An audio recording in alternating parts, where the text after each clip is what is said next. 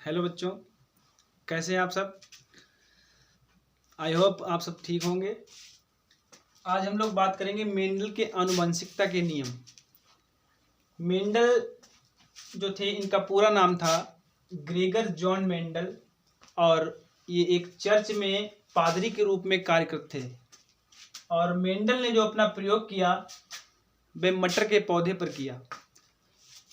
यहाँ से आपका एक क्वेश्चन बनता है कि मेंडल ने अपना प्रयोग मटर के पौधे पर ही क्यों किया, अन्य पौधे थे उन पर क्यों नहीं किया।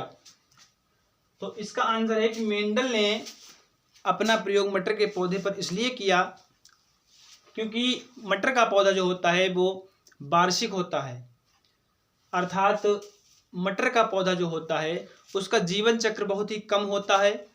इसीलिए मेंडल ने अपना प्रयोग मटर के पौधे पर किया। और दूसरा पॉइंट इसमें आप लिख सकते हैं कि मेंडल ने अपना प्रयोग मटर के पौधे पर इसलिए किया क्योंकि मटर का पौधा जो होता है उसमें अलग अलग यानी तुलनात्मक भिन्न प्रकार के लक्षण पाए जाते हैं। इसीलिए मेंडल ने जो है अपना प्रयोग मटर के पौधे पर किया। अब बात करेंगे मेंडल के नियमों की। मेंडल के आनुवंशिकता के जो नियम हैं उनमें आपका पहला नियम आता है प्रभाविता का नियम। प्रभाविता का नियम क्या होता है, और इसी में आप पढ़ेंगे एक संकर क्रॉस, एक संकर संकरण।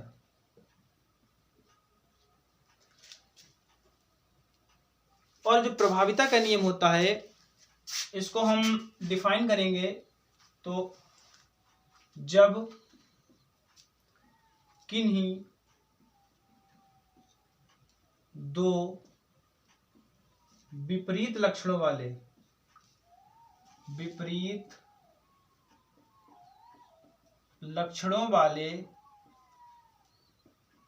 पौधों के बीच संकरण कराया जाता है। संकरण का मतलब होता है क्रॉस कराया जाता है, तो हमें F1 पीढ़ी में सभी पौधे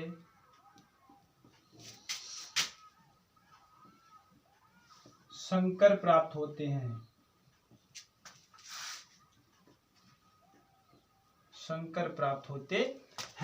देखिए, जब किन्हीं दो विपरीत लक्षण वाले पौधों के बीच में क्रॉस कराया जाता है तो हमें F1 पीढ़ी में सभी पौधे संकर प्राप्त होते हैं। देखिए, मान लीजिए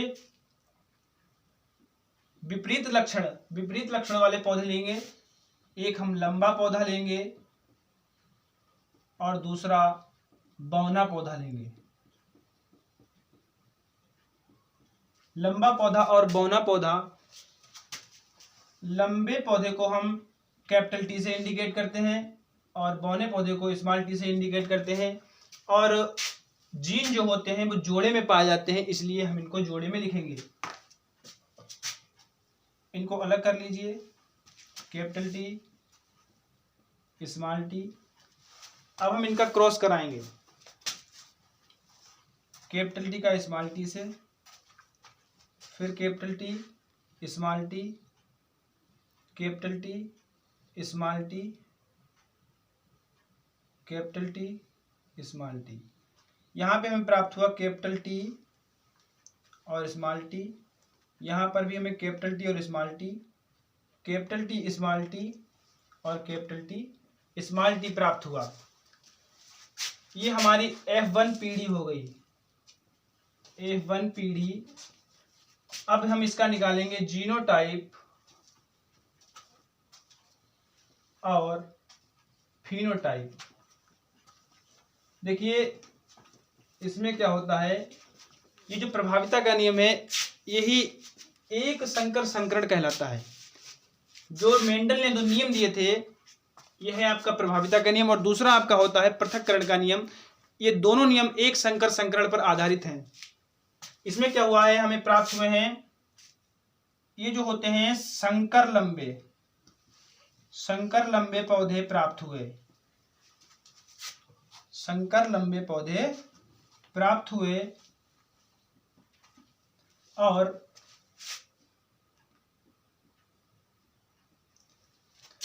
अब हम इसमें देखेंगे कि प्रभावी लक्षण और अप्रभावी लक्षण। इसमें हमें प्रभावी लक्षण व अप्रभावी लक्षण भी देखने को मिले। सबसे पहले समझिए अप्रभावी लक्षण और प्रभावी लक्षण क्या होता है। प्रभावी लक्षण वह होता है जो हमें दिखाई देता है, अप्रभावी लक्षण वह होता है जो होते हुए भी नहीं दिखाई देता है। मान लीजिए ये जो है, ये कैपिटल टी है, ये प्रभावी लक्षण है, क्योंकि ये कैपिटल टी जो है वो यहां से देखने पर दिखाई दे रहा है। ये व्यक्ति खड़ा है, यहां से अगर ये देख रहा है कि कैपिटल टी है, तो कैपिटल टी इसे दिखाई दे रहा है, और जो स्मॉल टी है वह इसे दिखाई नहीं दे रहा है। इसीलिए जो प्रभावी लक्षण होता है वह दिखाई देता है, वह अपना प्रभाव दर्शाता है। और जो अप्रभावी लक्षण होता है वह होते हुए भी नहीं दिखाई देता है, क्योंकि यहाँ पे स्मॉल टी है और ये यहाँ पे है, लेकिन फिर भी ये यहाँ पे नहीं माना जाता है। इसीलिए इसे अप्रभावी लक्षण कहा गया है, और जो कैपिटल टी है इसको कहा गया है प्रभावी लक्षण। ये हमें F1 जनरेशन प्राप्त होती है, F1 पीढ़ी हमें प्राप्त हो जाती है। अब हम क्या करेंगे, इसका कराएंगे स्वपरागण कराएंगे। क्या प्राप्त होता है हमें, कैपिटल टी स्मॉल टी, इनका स्वपरागण कराएंगे।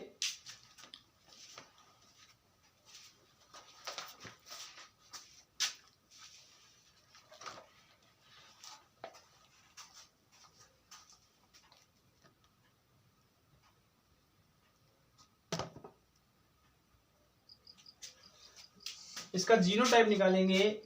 जीनोटाइप में क्या होता है कि जीनोटाइप जो होता है वो जीन के अंदर देखने पे हमें प्राप्त होता है कि जीनोटाइप हमें तब नहीं मिलेगा जब हम जीन के अंदर देखेंगे। तो जीनोटाइप क्या है, इसका जो अप्रभावी लक्षण है वही जीनोटाइप कहलाता है।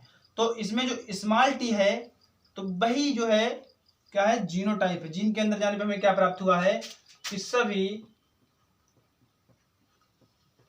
संकर बौने पौधे। और फिनोटाइप क्या है, इसमें फिनोटाइप में प्राप्त हुआ है लंबे पौधे।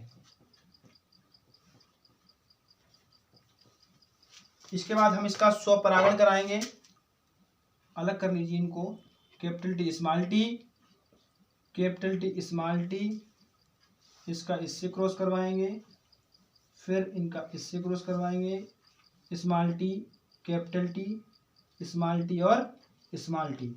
अब देखिए इस कैपिटल टी को कैपिटल टी से जो है क्रॉस करवाया तो हमें ये प्राप्त हुआ।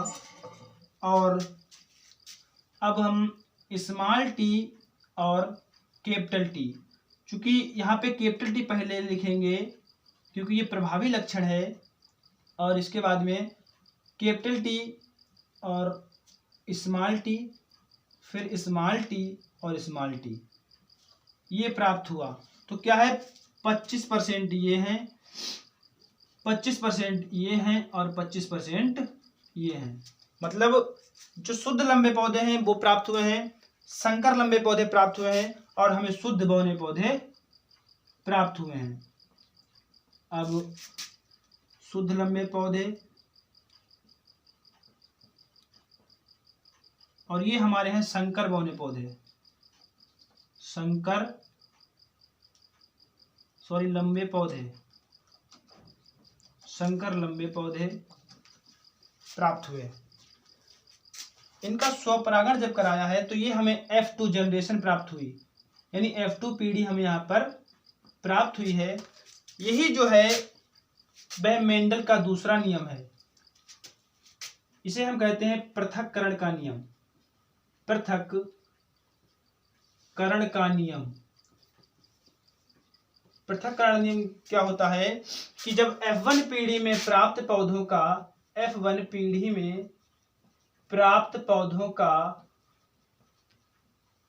पौधों का स्वपरागण कराया तो हमें F2 पीढ़ी या F2 जनरेशन प्राप्त हुई। अब हम इसका निकालेंगे जीनोटाइप फिनोटाइप। जीनोटाइप फिनोटाइप क्या होता है बता चुके हैं पहले। जो प्रभाव दिखाता है वह फिनोटाइप, और जो अप्रभाव दिखाता है वह जीनोटाइप। जब हम जीन के अंदर देखेंगे तो हमें जीनोटाइप प्राप्त होगा, और फिनोटाइप क्या होता है जो हमें दूर से ही दिखाई देता है। अब क्या है जीनोटाइप, और इसका निकालेंगे फिनोटाइप। देखिए यह है शुद्ध लंबे पौधे। शुद्ध लंबे पौधे कितने प्राप्त हुए 1 अनुपात, संकर लंबे पौधे कितने हैं 2, 1 अनुपात 2 अनुपात शुद्ध बौने पौधे कितने हैं 1। तो मतलब कि 1 अनुपात 2 अनुपात 1 के अनुपात में हमें जीनोटाइप में प्राप्त हुए। और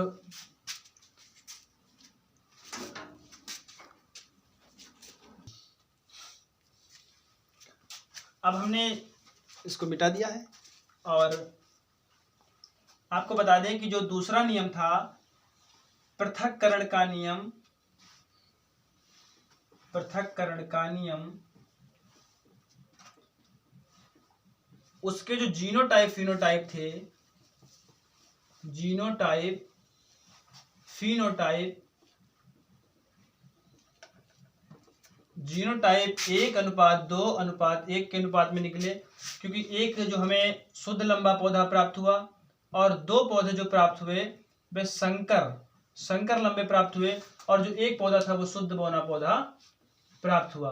अब हम निकालेंगे फिनोटाइप। फिनोटाइप का मतलब आपको पहले ही बता चुके हैं कि जो प्रभाव दिखाते हैं, जो प्रभाव क्या दिखाते हैं इसमें, जो शुद्ध लंबे पौधे थे उसमें भी एक लंबा पौधा था कैपिटल टी जो प्रभाव दिखा रहा था, और जो संकर लंबे पौधे थे उनमें भी एक कैपिटल टी था जो प्रभाव दिखा रहा था। तो यहां से आपके लंबे पौधे कितने बन गए हैं 3 बन गए हैं। अनुपात 1 जो था आपका स्मॉल टी था जो शुद्ध बौना पौधा था, तो 3 अनुपात 1 के अनुपात में यहाँ पे फिनोटाइप निकल के आता है। तो यहां से इसे हम युग्मक शुद्धता का नियम भी कहते हैं, युग्मक शुद्धता का नियम, इसे युग्मक शुद्धता का नियम भी कहा जाता है और पृथक्करण का नियम भी कहा जाता है। अब हम आगे चलेंगे मेंडल के तीसरे नियम की तरफ। तीसरा नियम जो है स्वतंत्र अपव्यूहन का नियम, स्वतंत्र अपव्यूहन का नियम।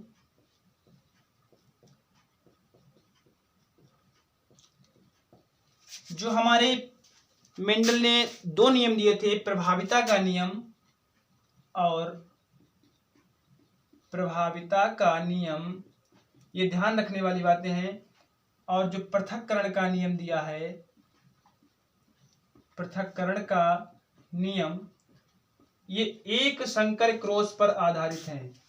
एक संकर संकरण, अगर एग्जाम में आता है एक संकर संकरण किसे कहते हैं, यही लिखना है आपको एक संकर संकरण में। और जो हमारा स्वतंत्र अपव्यूहन का नियम है, मेंडल का तीसरा नियम है, ये द्विसंकर संकरण पे आधारित है।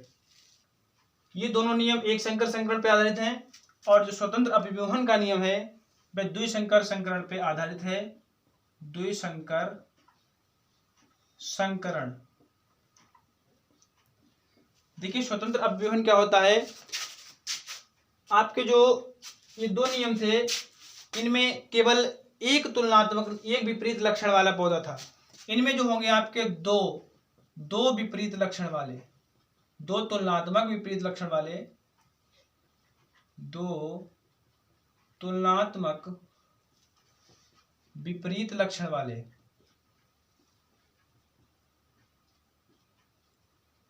विपरीत लक्षण वाले पौधों। इसमें जो होगा 2 तुलनात्मक विपरीत लक्षण वाले पौधे होंगे।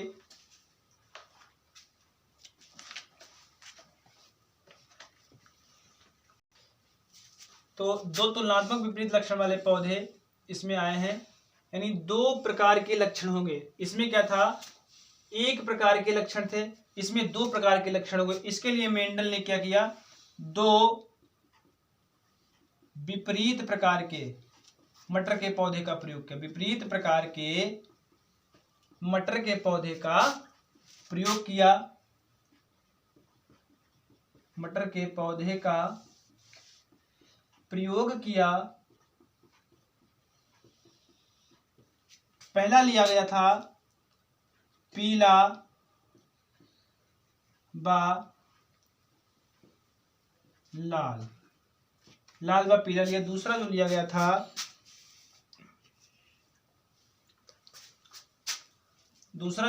था, वह था झुर्रीदार हरा, झुर्रीदार हरा। तो जो लाल पीला था, लाल पीला, गोल व पीला, गोल व पीला, इधर लिया गया था झुर्रीदार हरा।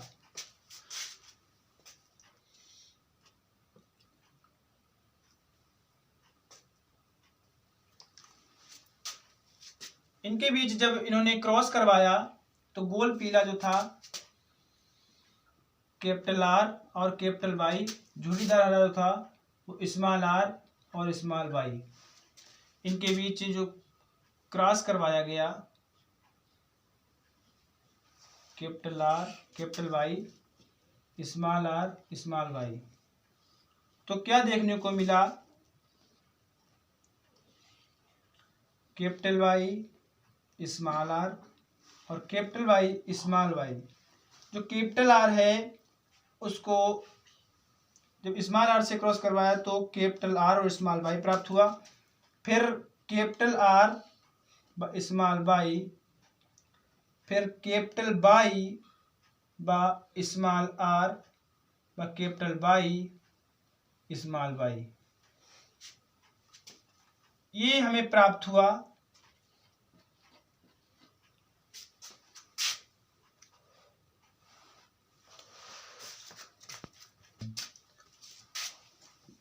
अब हमें इसमें कैपिटल आर और स्मॉल आर, कैपिटल वाई और स्मॉल वाई प्राप्त हुआ। अब हम इसका कराएंगे स्वपरागण कराएंगे। ये हमारी F1 पीढ़ी हो गई, F1 पीढ़ी। अब इसमें से हम निकालेंगे, ये हमारा निकल आया है capital R small R, capital Y small Y, capital R small R, capital Y small Y. इसका इससे करवाएंगे क्रॉस, फिर इसका इससे क्रॉस करवाएंगे और इसका हम करवाएंगे इससे क्रॉस। अब कैपिटल आर और capital Y small R, capital Y small R, capital Y capital R और इसमें, हाँ, तो इसमें F1 पीढ़ी में हमें ये प्राप्त हुआ। और अब F2 पीढ़ी में जब हमने इसका स्वपरागण कराया तो यहाँ पे हमें गोल पीले पौधे, गोल हरे पौधे, झुर्रीदार पीले और झुर्रीदार हरे पौधे प्राप्त हुए। 4 प्रकार के पौधे F2 जनरेशन में यानी F2 पीढ़ी में हमें प्राप्त हुए। यही हमारा द्विसंकर क्रॉस है, द्विसंकर संकरण। अगली वीडियो में हम आपको टेबल बना के दिखाएंगे और